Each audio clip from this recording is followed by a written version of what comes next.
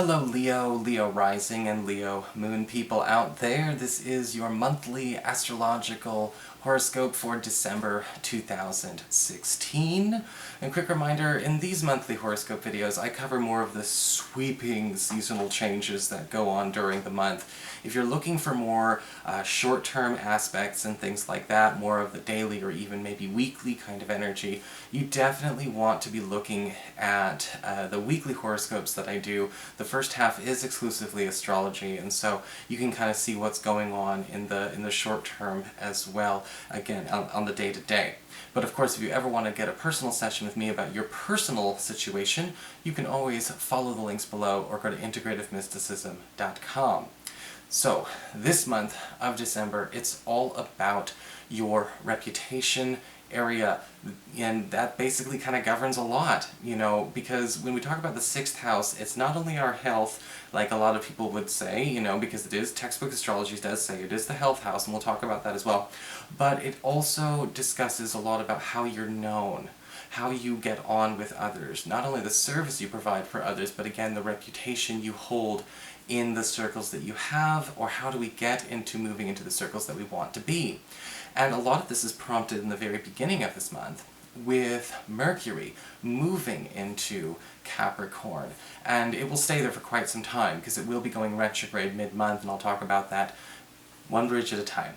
So, with Mercury going into the 6th house, let's talk about this actually being excellent and an excellent month for health, especially for you Leo people who are looking to do something about a chronic or maybe even just sort of an annoying health issue you may have been dealing with, whether it's chronic pain, trying to get any kind of physical ailment under control, if you've been concerned about weight, or maybe even just handling a little bit more of, certain levels in the body, whether they be blood sugar levels, blood pressure levels. Mercury is excellent for regulating that and also speeding up the results and the payoff of any routines that you have. I love it when Mercury is in my 6th house, direct or retrograde, because I always usually manage to drop a good, 8 to 10 pounds in that month, and so, or month and a half. So, I mean, those of you who are really on that kick, in spite of what time of the year it is, I think that you'll be able to do better than the rest of us. This is also a great time, though, again, with that 6th house, to be actually working on leveraging a bit of your reputation to maybe get a personal ambition off the ground or launched.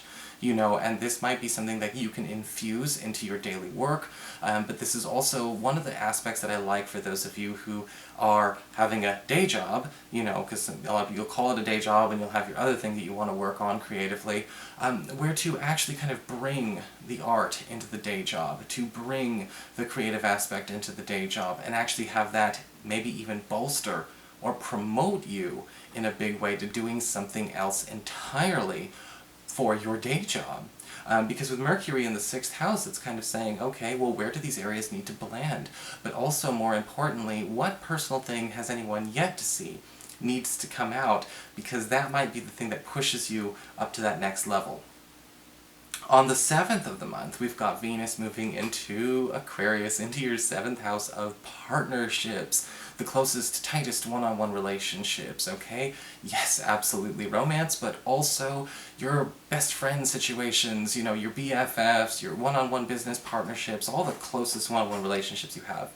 And with Venus in Aquarius, you can absolutely count on things being a lot tighter and a lot closer, but also a lot sweeter with your loved ones, especially those of you that are looking to bring more romance, perhaps even a bit more pleasure, or even some pleasurable escapism into your romantic affairs. This could actually be a really nice time for those of you as well who are looking for new love opportunities, because with Venus in the 7th house, you may find that a close platonic partner, such as your best friend or a coworker or something like that, may also be the one to sort of facilitate a nice meeting with a very sweet new potential partner. And so it's a really nice kind of balance to what we had going on with all of the practical Mercury business, but also with that Venus in the 7th house, it's also a time to be focusing on where we need to be spending more time away from crowds and more, indulging our one-on-one relationships. Put those as your top priority, okay? On the 13th of the month, we've got a full moon in your 11th house of friendships and social networking. And this full moon can bring some tension, because what it's going to do is it's going to form a very strong, very easy and very nice sextile to Uranus, currently in your 9th house, the area of mental expansion, cultural and spiritual expansion, and education. But it is a full moon nonetheless that does bring an ending and a culmination, and there may be an ideological reason that brings a major conflict, or conflict of interest, in a friendship that you have. And again, I say friendship because this is not a romantic issue I see, but there may be some ideological clashes that need to happen or need to be addressed between you and a friend. And hopefully this is not something that causes the friendship to have a permanent rift or fissure, but it is something that I think has been getting, that is so palpable between the two of you. We may just have to have that butting of the heads, you know, and sometimes it happens. Sometimes you just know you're going to have a fight, but if you're that close, you'll survive it. Okay? And that could happen a lot between the 13th and the 27th this month. On the 19th, we do have Mars going into Pisces, into your 8th house. Okay, this is the area that, again, it's one of those big houses. It's after house number 4, so it's one of the houses that just doesn't know what it wants to be. And this is the house that rules your passive income, your self-employment income, your commissions, your tips, but it also rules intimacy, and sexuality and sensuality and shared resources. But with Mars going into Pisces, it can be a little bit challenging because it talks a lot about the temptation towards excess. And while we have a lot of opportunities to actually fulfill some of our more sultry fantasies, because Mars is definitely getting a lot of obstacles out of the way, you know, maybe some fears or some apprehension about finally going through with something like that, we also have Mars connecting to Neptune later on in the month, and we have to make sure that we don't turn a fun indulgence into a crutch or into a habit that we have to break later. And that's more of a January kind of challenge, but it's something to kind of address right now. The nice thing about this, though, at the same time, is you do get to be a little bit more intimate and a little bit more open with how you express your more private self, and without any reprisal from anyone else. This is also excellent for those of you that are looking to do any kind of selling or unloading of any kind of major asset or property. Mars benefits the seller, Venus benefits the buyer. So those of you who've been looking to do something like that, sell a business, sell a home, this is great. And for those of you that are looking to drum up maybe some extra hours or extra revenue from a personal enterprise, this is also going to be a great month and a half for you too. We also have, just looking over here at my little notes, we also have Mercury turning retrograde at this time, but again it's in that 6th house of reputation and physical health. So when you have Mercury retrograde, one of the things I like to talk about in the health area is where you need to be careful not to be looking for fast results all the time, because sometimes what happens is we get fast results and then it kind of goes away, and then it comes back and it goes away, and we have to make sure that we're not starting a new routine all the time, because that's what Mercury retrograde in the 6th house can make us do. It's kind of like if you have shampoo. A new shampoo and conditioner can feel really, really good like the first 2 weeks, and then all of a sudden it's like nothing happened. That's what happens during a Mercury retrograde, and it's important, you know, over the 3 weeks following the 19th that you practice some patience and not try and start a new medication or a new exercise routine over and over and over and over and over again, because what it can make us do is obsess over instantaneous gratification. The Mercury retrograde here is really more of a test. Also though, with another test that could actually work out neutrally for you, is that you may actually find out that more of your past is starting to become public. And this may actually help you find who you really resonate as far as friends and collaborators are concerned, even if this is something that you thought you needed to keep hush-hush. On the 21st, we have the Sun moving into Capricorn, into that 6th house, and now we're talking about getting more out of your daily work, out of your daily schedule. What can we refine? What can we improve? What can we capitalize on? But also at the same time, with the Sun, it's talking about getting more out of, again, the revelations of that Mercury retrograde as well. You may find out that people really do enjoy, you know, the integration of the new you and the old you, not the abandon of the old you. You may find out that more people are trying to get you to go back a little bit to who you used to be, even if you don't think that person was the greatest, there are usually some things, some little treasures that we leave behind with that old persona or disposition.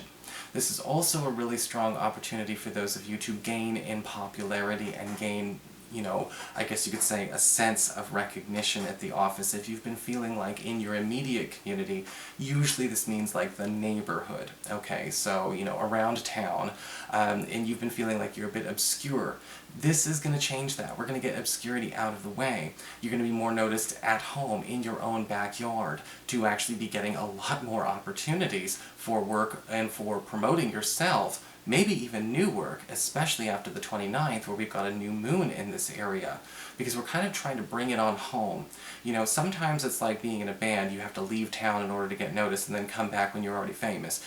This is the opposite. You're already coming back home during this time, so if you are looking for something brand new, you need not look any further. You don't have to spend hours and hours on the internet or traveling and all of that. It's about trying to find a way to get rid of the obscurity you have around town. Finally, we have Uranus turning direct in your 9th house of higher education, government and legal proceedings, as well as your spiritual and academic education and multicultural connections and multicultural exposure. And with Uranus retrograde here, for the last few months, by the way, as it always does in the last quarter of the year, it's been kind of hard to find new stimulation for a lot of Leos, I think, because with Uranus retrograde, it's probably operating at about 10%. The coincidences, the intervention, the prompts, the wake-up calls, all of those things just seem to kind of dumb down, get too quiet, or just don't show up at all.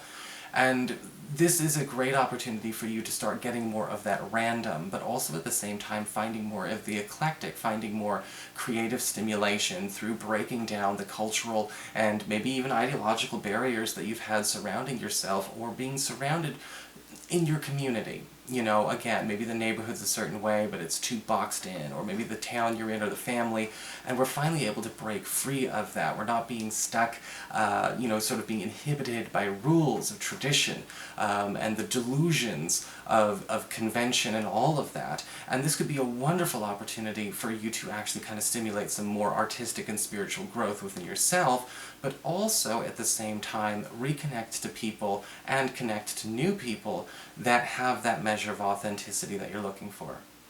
So that is your forecast, Leo. I hope you enjoyed it. If you did, please like, share, and subscribe. I appreciate it. And of course, if you'd like to get a session, you can always follow the links below or go to integrativemysticism.com.